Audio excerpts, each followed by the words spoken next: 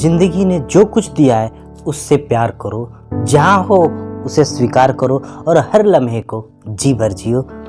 नमस्कार दोस्तों, मेरा नाम अविनाश मल्होत्रा और आपके अपने चैनल लाइफ की यात्रा में आपका स्वागत करता हूँ। दोस्तों, हम सब अपनी लाइफ की सिचुएशन और अपनी कंडीशन को लेकर हमेशा दुखी रहते हैं, हमेशा शिकायत करते रहते हैं कि मेरे साथ ऐसा हो रहा है, मेरे साथ वैसा हो रहा है। लेकिन उस कंडीशन में भी क्या अच्छा छुपा है ये तो हम देखते ही नहीं हैं।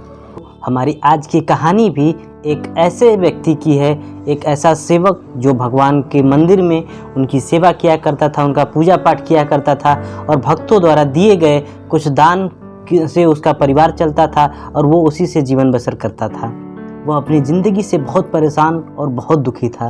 मंदिर में काम करते करते वह दिन भर अपनी ज़िंदगी को लेकर शिकायतें करता रहता था। एक दिन शिकायत करते हुए वह भगवान से बोला, भगवान जी, आपकी ज़िंदगी कितनी आसान है, आपको बस एक जगह खड़े रहना होता है। मेरी ज़िंदगी को देखो, कितनी कठिन ज़िंदगी जी रहा हूँ। मैं दिन भर कड़ी मेहनत करता हूँ, तब कहीं 2 वक्त की रोटी नसीब होती है। काश मेरी ज़िंदगी भी आपकी तरह होती। उसकी बात सुनकर भगवान बोले, तुम जैसा सोच रहे हो वैसा बिल्कुल नहीं है। मेरी जगह रहना बिल्कुल आसान नहीं है। मुझे बहुत सारी चीज़ें देखनी पड़ती है, बहुत सी व्यवस्थाएं करनी पड़ती है। यह हर किसी के बस की बात नहीं है।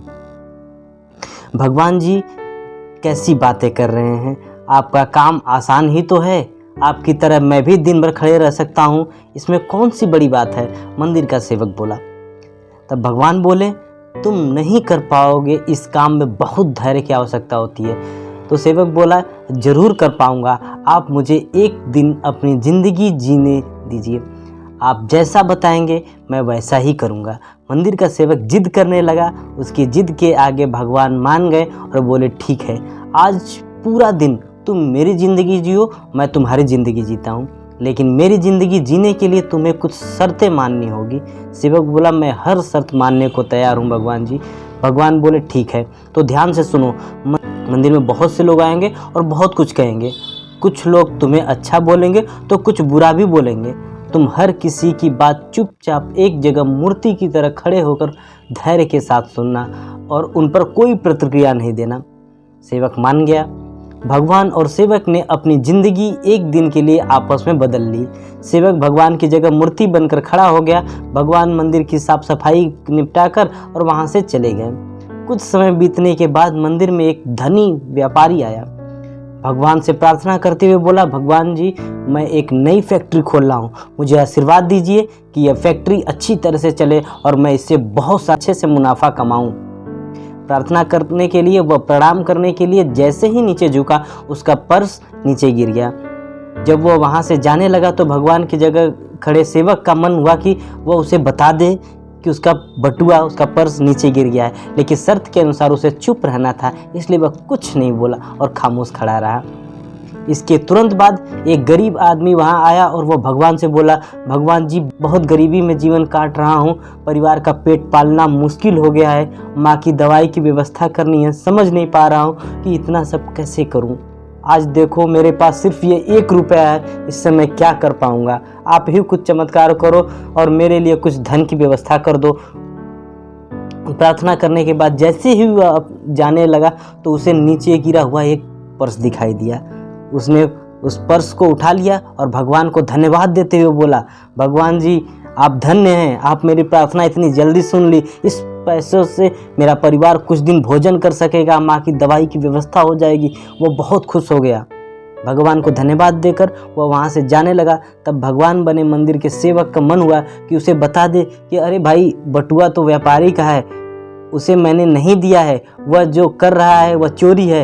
लेकिन वह चुप रहने के लिए विवश था, इसलिए वह मन मारकर चुप खड़ा रहा। मंदिर में आने वाला तीसरा व्यक्ति जो था वह एक नाविक था। वह 15 दिन के लिए समुद्र की यात्रा पर जा रहा था। भगवान से उसने प्रार्थना की कि उसकी यात्रा सुरक्षित रहे और वह सकुशल वापस आ सके। वह प्रार्थना कर ही रहा था कि धनी व्यापारी वहां आ गया।